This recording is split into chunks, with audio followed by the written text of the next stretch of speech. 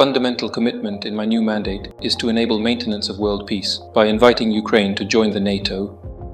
Току-што видовте лажно дипфейк видео генерирано со користење вештачка интелигенција. Ние ја направивме оваа видео илустрација за помалку од 2 минути. При користењето на алатките за вештачка интелигенција, можностите се неограничени. Може да се менува ликот на една личност со друга, да се додаде вештачки генериран глас.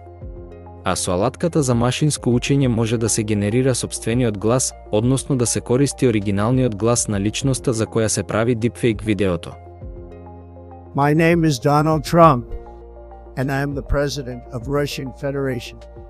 Со помош на вештачката интелигенција, само неколку минути се потребни за една регуларна информација да стане малициозна дезинформација. Дури и мојот глас, кој досега го слушавте, е создаден со платформа која користи вештачка интелигенција. Што е дипфейк?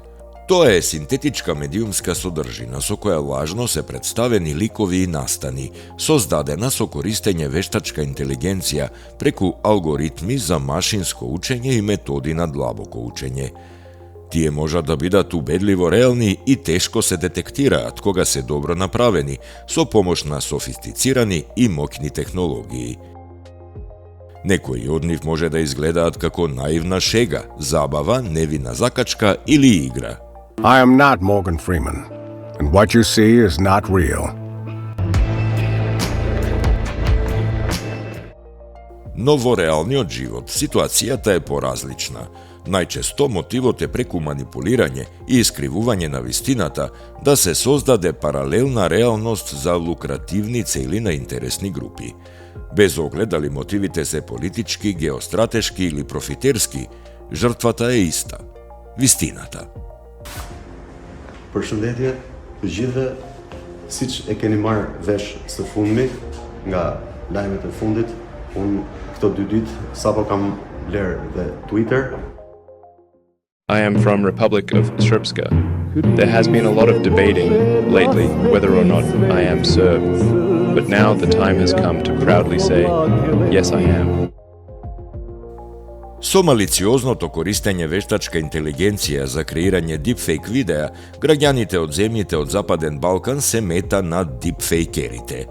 Во овие краишта, познати по историскиот раздор, без разлика дали е верски или национален, се користат најразлични техники со цел истиот да се продлабочи. Некои од овие дипфейк видеа локално се генерираат од фарми на тролови, а други се преземаат, често од руски и проруски извори. Я раджу скласти зброю и повернутися до своїх сімей. Но самата погодност на регионот Западен Балкан за ширење лажни содржини е во тоа што оригиналниот наратив за таа содржина успешно се прилагодува и менува во зависност од територијата на која се шири. Па така, кај одредени дипфейк содржини, оригинално креирани за привлекување внимание или кликбейт потреби, од една страна ги користат измамници, кои од излажаните корисници земаат пари или крадат лични податоци, а од друга, како дел од наративи за ширење меѓуетничка и верска нетрпеливост.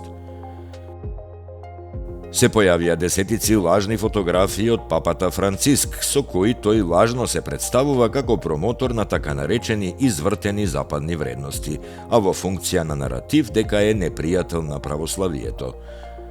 Потоа лажни фотографии од рускиот председател Путин како навива за Србија на Европското првенство со цел да се представи како пријател на луѓето од регионот, како дел од наративот дека е предводник или заштитник на православието. Во 2023 година почнаа да се појавуваат и политички манипулации, што може да предизвикаат насилство. За сеење страф и омраза послужи лажна аудиоснимка од наводен разговор помеѓу косовскиот премиер Курти и американскиот амбасадор во Косово Ховениер, објавена на социјалната мрежа Twitter. Во неа амбасадорот Ховениер изразува загриженост за масовните апсења на србите на Косово. And with all those baseless arrests of Serbs, I have to tell you that it needs to be stopped as soon as possible. The arrest of Serbs is the price that Serbs have to pay. Снимката беше демантирана, но на српските тролови и таблоиди им послужи како изговор за поттикнување национална нетрпеливост. Но еден од најгрозоморните дипфейк видеа кои се проширија на овие простори е видеото кое се појави на социјалните медиуми по убиството на косовката Лиридона Адемај, на кое таа самата наводно го опишува чинот на сопственото убиство. Видеото предизвика остри реакции не само во Косово, туку и во целиот регион. Конкретен пример за реално влијание на дипфейк врз изборен процес се случи во 2023 година во Словачка, објаснува словачкиот експерт Јан Цингел на конференцијата одржана во Скопје.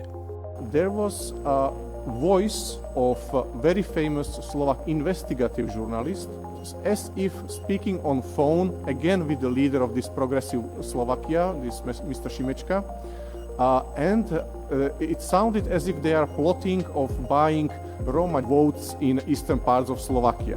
One day before the elections, the director of Russia's civilian intelligence service, the foreign intelligence service, Mr. Narishkin, went on Russia First channel saying that the elections in Slovakia will be stolen by the US. CIA is going to steal the elections in Slovakia in order these liberals and progressives, in order they can continue supporting weapons to Ukraine. Во ваков геополитички концепт, неопходно е зголемување на знаењето за можностите што ги нуди вештачката интелигенција, но и за ризиците, особено во доменот на креирање на лажните содржини, бидејќи целната група за овие дипфейк видеа, граѓаните, служат и како медиуми за понатамошно нивно ширење, со понатамошно споделување на истите преку социјалните мрежи. Во сите земји на регионот, сервисите за проверка на факти служат како прва линија на одбрана на вистината. Преку разоткривање на вакви дезинформации, тие им помагаат на граѓаните и на новинарите да не бидат повторно излажани, особено кога нивните резултати се споделуваат пошироко. За таа цел потребно е широка едукација за граѓаните, за рано препознавање на лажните содржини и техниките на манипулација преку образовниот систем и преку медиумите. Поддршка за проверка на веродостојноста на видеосодржините со користење и ширење на знаењата што ги создаваат проверувачите на факти. Соработка на државните институции со граѓанското општество, медиумите, научниците, деловниот свет и другите чинители за креирање јавни политики за справување со предизвиците поврзани со овој тип дезинформации, усогласени со регулативите на Европската Унија.